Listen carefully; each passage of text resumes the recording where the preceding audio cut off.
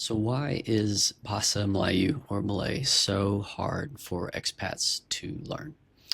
Before moving to Malaysia for the first time in 2013, I remember Googling how hard is it to learn the Malay language?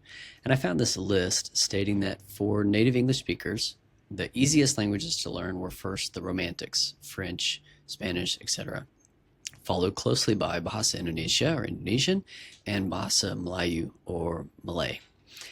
Well, after over a decade of learning Malay and a few years of coaching dozens of expatriates in Malay language acquisition, I can confidently say that Malay is a very difficult language to learn. So, my students take on average 800 to 1,000 hours of deliberate practice to reach what I call conversational fluency, and between 1,500 and 2,000 hours of deliberate practice to reach what I would call high fluency, or the equivalent of B1.2 or advanced low on the ACTFL scale. So, how can a language that is really pretty simple grammatically, structurally, uses Roman characters, how can a language like this be so difficult to learn? Well, let me give you three reasons why I think Malay can be very difficult to learn and provide my solution for each of them.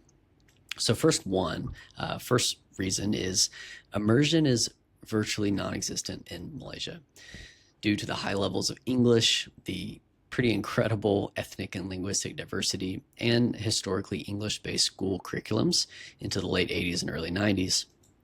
Expats can live for years in Malaysia without feeling many of the pain points that can come from not speaking the national language in other countries. Unlike neighboring countries, expats can do most of their day-to-day without ever needing to really speak Malay. So the second reason is Malaysia's culture of hospitality. Malaysians are warm, kind, hospitable, and they don't want to see you as their guest struggle. Therefore, when new language learners try to speak Malay, it's hard, it's slow, it's kind of painful for locals to listen to. If at all possible, locals are going to switch to English. And you shouldn't take this as a sign of disrespect.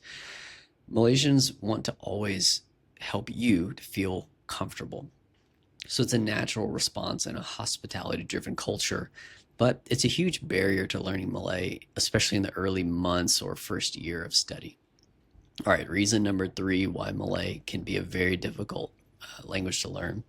Most learners don't have a proven plan to follow. I think there are at least four core components to a solid language learning plan: a tutor, a good curriculum, diligent self-study, and inhibition-free practice with native speakers out in the community. There are very few quality language schools in Malaysia that have trained tutors with a curriculum that matches the needs of adult learners, and practicing in the community is hard because of what I just shared in reasons one and two. So, what can someone who really wants to learn Malay do to overcome these obstacles that I've shared to becoming fluent? I'll give four suggestions to close the video, and the fourth one is really important. So first, reimagine your timeline. Most learners set a goal of wanting to become fluent in X amount of months or years, but language is not something that just happens over time. It's a skill, like learning a sport or playing piano. And skill growth comes from hours of deliberate practice. Deliberate practice is as challenging but not impossible. So rather than simply how many months you have to get fluent, you want to think of it in terms of how many hours of deliberate practice do I need to do to get fluent. So if you want to learn faster, the solution is simple but hard: more hours of deliberate practice. If you want to reach comfortable fluency in a timeline of just a year or two, consider at least 10 hours per week of tutoring and another few hours of study and practice in the community. So solution number two, be willing to use what you learn in community even when locals speak back to you in English.